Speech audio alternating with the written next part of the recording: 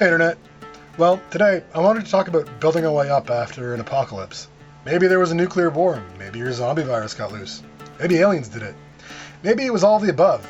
That's Fallout for you. You can shoot raiders and run from super mutants all day long, but eventually your food and ammo will run out, your guns will break down, and the clothing and armor will be literally falling off your back. You're going to need to learn how to craft, build, repair, and trade. Games like Fallout change up our priorities a bit, from fighting massive monsters to giant world-saving missions. This is a video about how it is in the wasteland versus how it might be if the bombs fell tomorrow. Also, the following video will contain spoilers for the story of Fallout. So, get your cap stash out, put your weapons down for a spell, and let's talk about it. We know what the apocalypse looks like in the Fallout worlds. We've seen it happen and witnessed the immediate cessation of society. Stillness and silence settled on the void where once a vibrant civilization had flourished. It wasn't just emptiness, it was a vacuum, and something would have to come along and fill the space that our ordered society had left behind. It was a dark time. The last dregs of the war clung to the land, and those who survived could only try and keep living in the remnants of a world they would never see again. Generations passed in this way, fighting one another and scavenging the wastes as the land died and radiation poisoned everything. Slowly though, as humans do, new ways of living began to grow, adapting to the world, and in time, civilization would come again, though it would be different. I doubt a real apocalyptic ending would come so swiftly, nor look much like this. Blame the divergence, I suppose. A real end to civilization would come when we lose infrastructure and people are cut off from one another. Small pockets of society would have to find ways to survive, and soon they would change to suit their circumstances. New cultures would evolve, adapted to the way things are now, and eventually would grow until they butted up against one another. Maybe there'd be friction, maybe there'd be peace, maybe both. The first thing would be survival. Fallout changes our priorities a bit. We find ourselves venturing out into a wasteland that has had decades or centuries in some cases to grow and become something else. We aren't the first to begin civilization anew, but we are given power to change it. And that's where we join the story. So what are the first steps we have to take, and how do we overcome these challenges? We step out from the vault where we've lived our entire lives up to that point, or been frozen for a couple of 100 years, and usually we have to shoot something. Maybe it's a giant mutated cockroach, or a weird-looking robot, or a ghoul that's trying to eat us. Maybe we've grown up in a community that's lived on the very edge of survival and forged a life among what remains, and now, on the horizon, we see a cloud of dust as a gang of raiders or enemy soldiers bears down on us. Either way, it's time to fight. Combat's usually going to be a distant priority of survival. You need food, water, and shelter first, but sometimes you don't get the luxury of focusing on the simple things. If your community has grown not from the ashes of a broken and irradiated wasteland, but rather lived on and adapted, cut off from the rest of the world for a while, you have some tools and weapons at your disposal. Sometimes you don't, and you're going to have to learn how to find, make, and repair them from anything you can get your hands on. If you're lucky, you'll find a gun on a strangely well-preserved corpse that wasn't immediately looted, and maybe you find an old axe stuck in a stump. Better learn to swing it fast and hard. Won't be good for long, but once you get through the fight, you can make something better. Learning to build things from scrap is a good start. You'll need basic tools, something humans have been making from wood and stone for millennia. You can do this, and if you can find some friends to help out, all the better. You'll be running around in power armor and dousing super mutants with your flamethrower in no time. Just remember, it gets cold at night, and that chainsword won't keep you alive for long. You're going to need somewhere to stay, somewhere not swarming with angry raiders dressed like pirates. Shelter is a pretty high priority in any survival situation, and this is no different in Fallout. Running around the wasteland with a shotgun that you taped a sword to is a good way to fight and find loot, but it won't keep you warm when the sun goes down. There's a shortcut here, because we have things like the camp, one of Vault-Tech's greatest innovations. We can set it up where we want and build ourselves a nice place to call home. Or sometimes you'll have to make yourself some friends and work hard so that they give you a place you can call your own, like an apartment in Diamond City, for instance. In our own adventures, we probably have the remains of a house that we've had to fix up, assuming your town wasn't blasted to pieces by a bomb or torn down by super mutants. What I'm saying here is that learning to build and repair shelter is really important. And if you have some friends who are good at it, you'll do fine here. Better yet if you also have the means to defend your land from angry raiders. Your best bet is if the people living next door aren't bloodthirsty ghouls, but say, a group of families willing to trade and build with you. Building in Fallout doesn't really require any special skills. You get schematics, and you can turn them into walls, floors, defenses, radios, vases, turrets, etc. But in the real world, you'll need skills, and knowledge to survive what the environment throws at you. Probably more skills than you can master on your own. That includes the ability to farm. It's easy to plant an onion in the ground and eat whatever grows from it, even if the twisted, irradiated thing tastes awful. To grow enough to survive a difficult winter, that's another matter altogether. Fallout has kind of nerfed hunger and thirst, relegating them to fairly minor annoyances, and honestly, that's as it should be. Games where the goal is to turn yourself into a mutant-killing machine who saves, or destroys, what's left of the world shouldn't make you carry around 100 pounds of food and water at all times. But having a way of representing how hunger and thirst can affect you can be a good way to keep you focused. Really, food and water will be among your first priorities if everything breaks down, especially if it happens quickly. Water is your first priority. Learning to dig wells and collect rainwater and dew from the environment are going to become life-saving skills. So will understanding that you should not be drinking distilled water. You'll need to build filters to make the water you've collected drinkable and avoid some of the messier diseases. Food will also not be a minor annoyance. Farming is going to be something you need, and in Fallout you can just plop down some tater plants and shoot a few brahmin. These things won't be so easy in real life. And looting? Well, I have a story about that. See, what we overlook is what happens when a building full of food is left alone for even a relatively short time without maintenance and product turnover. For example, a grocery store in Texas had been abandoned for only 3 months, when its owners left forever, locking the doors and letting everything inside rot. The rotting food turned the air inside the building and the nearby streets into a fume-laden health hazard. Not even to mention the walls were covered in mold, bugs, the huge population of pest animals like rodents. Cleanup crews had to use hazmat clothing to even enter the building. Chances are, in a global apocalyptic event, most stores and malls would be left quickly and without anyone stopping to, tidy up a bit. That brings up another issue.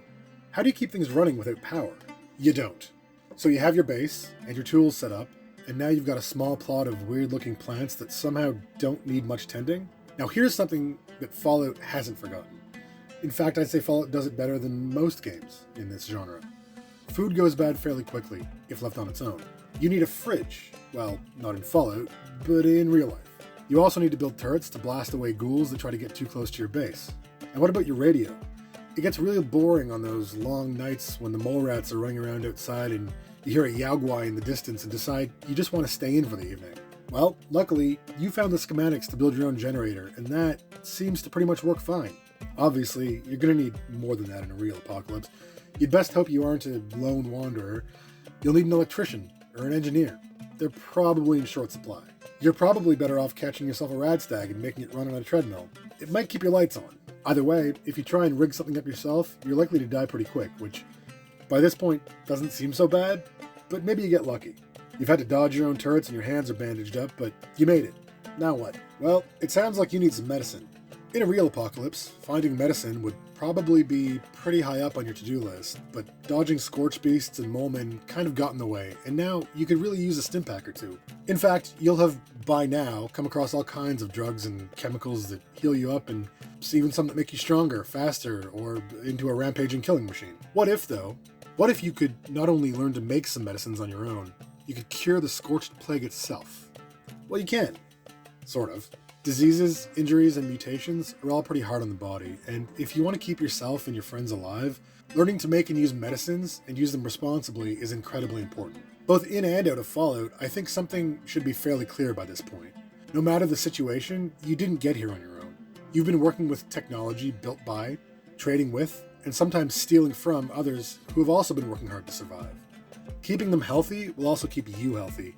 And if one day you look in the mirror and see that not only is your skin falling off, you've got an eye patch, a chainsword, and the blood of your neighbor on your shirt, you'll likely also find yourself being chased down by the very people who helped get you here.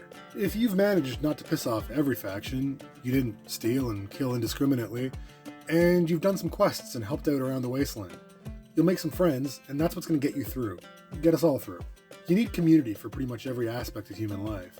You help each other get food, fix your neighbor's house, break into a few vaults, and share the treasures you found with your fellow wanderers. These things are the basis for everything we've built so far, and will keep us alive long enough to build something new. You can survive on your own for a little while, but surviving isn't the same as thriving, and you and the denizens of the wasteland can work together to have some real adventures. As we've established, you can't do everything. You'll need to open trade routes, build communication networks, and defend one another from common enemies. In a world without super mutants, ghouls, and giant nuclear robots, this is going to be one of the first priorities for those who are surviving in the wilds.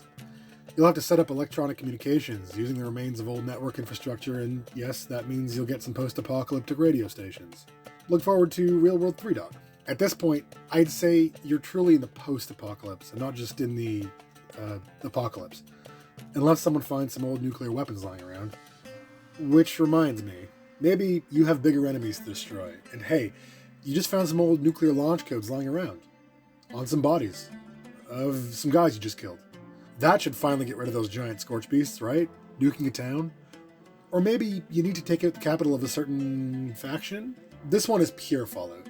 I don't see any way this would happen in a setting that's even slightly less bananas, but in Fallout, it can be done. Would there truly be a reason to wake up the very weapons that caused the destruction that led the world to be in the state it's in?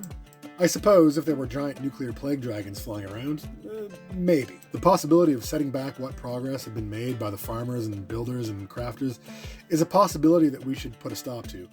Mind you, we probably should have stopped it long before it turned our world into one we had to fight against so hard just to survive. I think what we should look forward to is something like normality. Not normalizing the twisted values of war and death and poverty, or rather, bringing ourselves to a state where instead of having to struggle to stay alive, we each have an opportunity to make our own mark on the world and change it for the better. That's what the settlers and wanderers and vault dwellers have done. Things aren't perfect, but they're slowly going from worst to bad. From bad to, okay, I guess. And from okay to slowly getting better, but still having to fight mole men from time to time. I don't know what the scale is here, so let's not dwell on it. Eventually, our trade routes will become regular, most of the monsters will be defeated, and hopefully someone will have done some tidying up. There's enough food and water to go around, there's hospitals and medicine, and mostly, we're not all trying to kill each other. A new society will come from those ashes, hopefully for the better, but you never know. There will be a need to move things around and make sure people have access to stuff. You're going to start needing a postal service and couriers. Hopefully, ones that ask questions before taking on jobs and getting lost in the desert. You'll have schools set up to teach new generations about the perils of the wastes and about, hopefully, the perils of thinking like the people of the past who got us into this mess. People can get around more freely and labor is shared rather than being hoarded. Survival isn't just about building, it's about maintenance. In time, things will become, regular, and we tend to crave the regular. Think about all the things you do today. Think about how upset it makes you when you can't do them. Power's out, internet's down, can't get a coffee because the place down the street's closed. Imagine how frustrating it'll be when you have to spend years sniping monsters with a bent gun because you can't get yours fixed. That's some perspective for you. Once things are regular, people who like routines can feel, routine. Well, eventually, those who like to push boundaries will start wanting to improve things. Not just for themselves, but for one another. Factions that hoard technology, you know who you are, won't be the saviors of civilization anymore. They'll be holding it back, stopping it from growing. Some number of people will always strive to do better, and fully equipped with technology, support from society, knowledge of what came before, and not having to fight through hordes of mutants and zombies to do it, they'll push us forward into a new future. We'll all get there together. We've got to build and craft our way there, though, and that means working together and teaching one another. That's how it is in Fallout, and I think it might be a little like that not in Fallout. So, maybe that's life after an apocalypse. I think I'd rather avoid it, honestly. I hope we can all work together today and create a world that no super mutants, no raiders, and no war can really pose a threat to. Well, thanks for sticking around. If you liked the video, please hit like. If you want to see more, hit subscribe. And if you want to add anything or have a discussion about it, hit me up in the comments below. Oh, and before you go, gonna give a shout out to my patrons who help support the channel. Our $10 patron is Watuki at the artisan level. If you want to get your name in the credits, get out your caps and sign up. The Patreon link is in the description. You'll get access to an exclusive Discord as well. So thank you all. And remember, always hide your caps in a locked safe or an end of dungeon steamer trunk. Don't just leave it lying around for any old raider or wasteland wanderer to find. Thanks again. Bye, Internet.